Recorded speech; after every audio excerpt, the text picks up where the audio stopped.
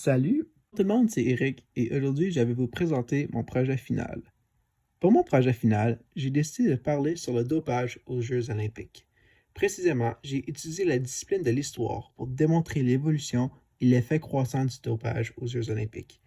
Additionnellement, j'ai utilisé la discipline des sciences politiques pour présenter les nouveaux règlements des Jeux et expliquer comment ces changements ont aidé à lutter contre la crise du dopage. Pour débuter, le premier cas de dopage aux Jeux olympiques a été enregistré aux Jeux olympiques d'été de 1904 à Saint-Louis. Le coureur de fond britannique Tom Hanks a bu un mélange composé d'œufs crus, de brandy et d'un stimulant appelé styricine, qui lui a donné un regain d'énergie et de vigilance. Ce dernier lui a donné un avantage injuste sur ses concurrents et lui a aidé à remporter la médaille d'or. Cette méthode de dopage a également été utilisée lors des Jeux olympiques d'été de 1920 en Belgique par le sprinteur américain Charlie Paddock. Il a utilisé un mélange identique qu'au seul de Tom Hanks. Charlie a aussi fini par remporter la médaille d'or au sprint de 100 mètres. Ces premiers cas de dopage démontrent déjà l'effet significatif que le dopage a sur les Jeux olympiques. Cependant, avec les progrès de la science, l'évolution du dopage a déclenché par la fin des années 1920 jusqu'au milieu des années 1930.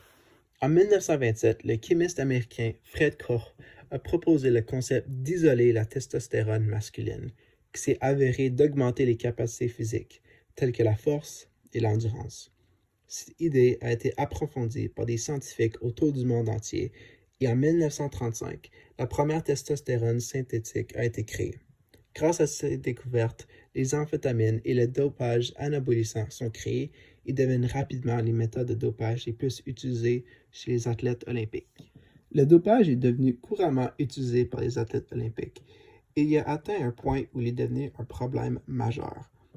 La popularité du dopage parmi les athlètes a été profondément affectée par l'échec du Comité international olympique ou le CIO à prendre les mesures appropriées contre le dopage. Pendant plus de 6 décennies, le Comité olympique n'a pas enquêté ni imposé de sanctions sévères aux athlètes qui se font fait prendre pour se doper. À partir des années 1950, le dopage par équipe est devenu très populaire et couramment utilisé lors des événements sportifs.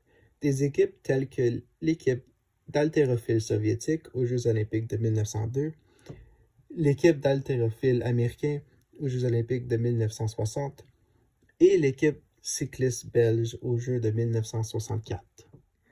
Cependant, le point tournant du dopage aux Jeux olympiques s'est produit aux Jeux olympiques de Rome de 1960 où le cycliste danois Knut Jensen s'est effondré durant sa course. Ceci a marqué le premier décès aux Jeux olympiques depuis 38 ans.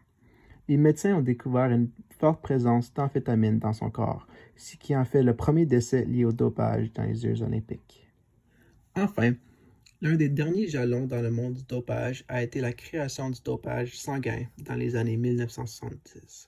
Une fois que le Comité olympique a décidé que le Mexique accueillera les Jeux olympiques de 1908, les scientifiques ont commencé à faire des recherches sur l'importance du niveau d'oxygène dans les performances sportives.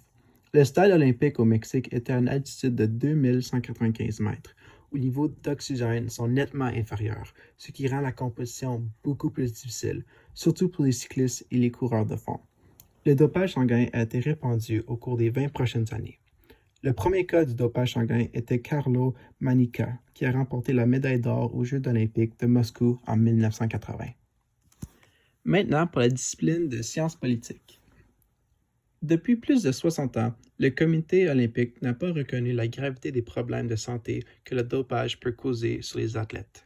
Mais, après la mort du cycliste danois, le comité a commencé à organiser des réunions sur le dopage aux Jeux olympiques. Ils ont mis en place leur première commission médicale qui était en charge d'enquêter sur le dopage, faire des recommandations et à éduquer les athlètes sur les dangers et les risques du dopage. Cette même année, ils ont créé une liste de substances interdites. Ce dernier s'agit d'une étape cruciale dans la lutte contre la crise du dopage, car quelques mois avant les Jeux olympiques de Tokyo en 1964, le comité a adopté une loi rendant l'utilisation de drogues illégale et ils ont adopté des sanctions pour ceux qui sont coupables de consommer des drogues. Cette même année, le comité a permis la mise en place de tests de dépistage aléatoires sur différentes équipes olympiques. En préparation des Jeux olympiques de 1968, le comité médical a officialisé une liste de substances interdites, dont l'amphétamine. De plus, avant les Jeux olympiques de 1968, le comité a annoncé que 10 échantillons d'urine seraient pris au hasard pour chaque équipe olympique. Ces mesures ont joué un rôle majeur dans la limitation du dopage, car les échantillons d'urine peuvent détecter la présence d'amphétamine, qui était connue pour être l'une des substances dopantes les plus utilisées. Bien que le comité olympique ait fait de progrès significatifs vers l'éradication du dopage aux Jeux olympiques, aucun test n'a pu détecter le dopage anabolique, qui était la méthode de dopage la plus utilisée, en particulier pour la Russie soviétique, les États-Unis et l'Allemagne de l'Est. Le premier test de stéroïdes anabolisants a été créé par les Britanniques en 1973 et a été utilisé pour les Jeux olympiques de 1976 à Montréal.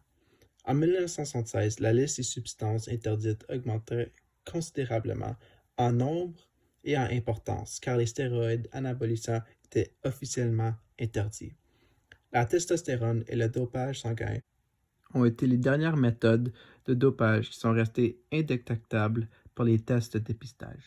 En 1982, le comité olympique a interdit l'utilisation de la testostérone aux Jeux olympiques. Cette même année, les tests de testostérone ont été finalisés et créés officiellement et ont marqué leur première apparition aux Jeux panaméricains de 1983 au Venezuela, où 36 athlètes ont testé positifs pour l'usage de testostérone. De plus, 12 membres de l'équipe américaine d'athlétisme se sont complètement retirés de la compétition.